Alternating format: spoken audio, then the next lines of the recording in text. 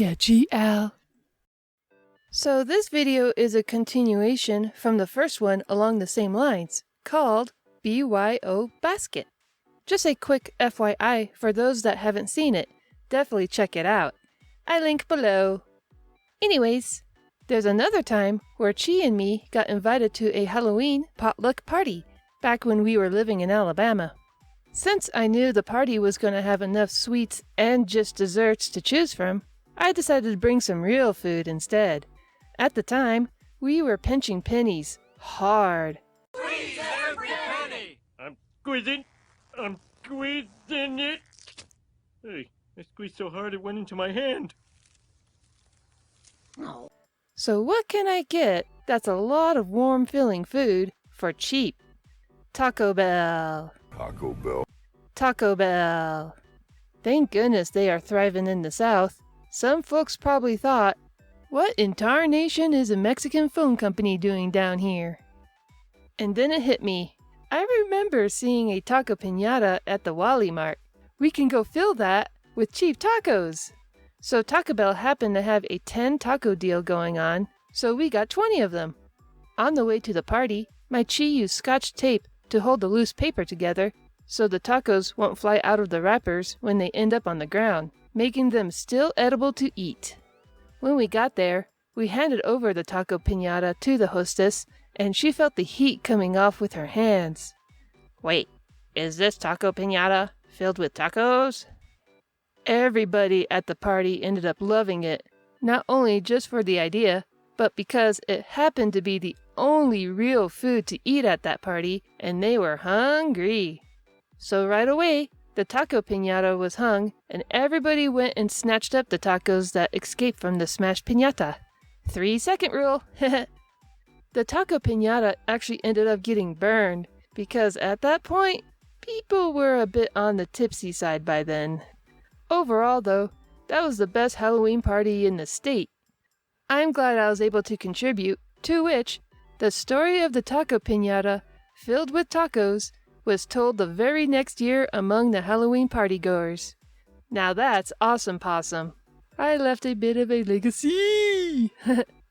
There's one more party prank I pulled off as well, with that very same hostess in fact, at Christmas. Living in the deep south at the time, we were all missing authentic New Mexican food, due to all of us having grown up in the Southwest.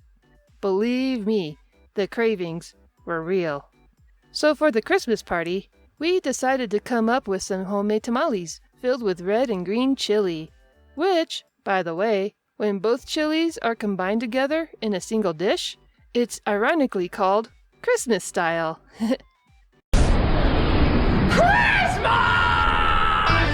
We also made some New Mexico State cookies called Bizcochitos.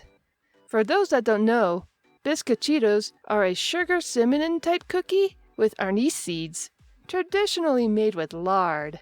But we just substitute that last part with the ingredient of an emergency 14-hour candle, aka Crisco. Got gum in your hair? Got a squeaky door hinge? Crisco. Bags under your eyes? Want to soften your husband's scaly feet?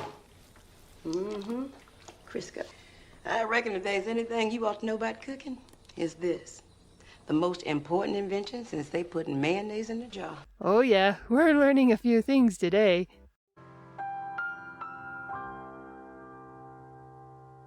These Mexican ingredients are not the easiest to find and put together in the deep south of Alabama.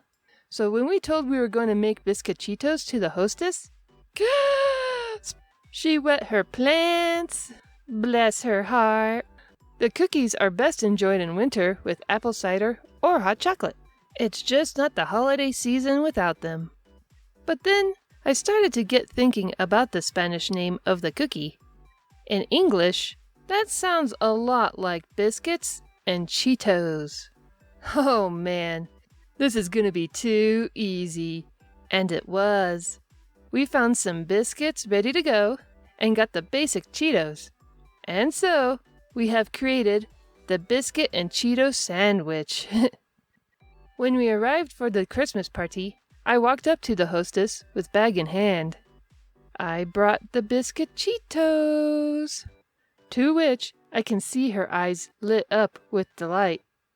That's when I handed her a Tupperware container with a very clear lid on top. There, she saw through it, the biscuits filled with Cheetos. She replied with dead eyes at me, "Thanks, a lot." But then, I busted out the cookie container filled with fresh, homemade, real biscuit Cheetos. And all was good in cookie nostalgia glory. We actually did try to eat the biscuit and Cheeto sandwiches, and they were just okay. Not horrible, not amazing, but actually just a little bit tasty. I guess it kinda works. I'll leave it up to you if you want to try it. Anyways, thanks so much for hearing out my party prank stories. Feel free to pull them off with your friends, if it sounds fun to ya. So yeah, hope to catch you around next time. Ciao!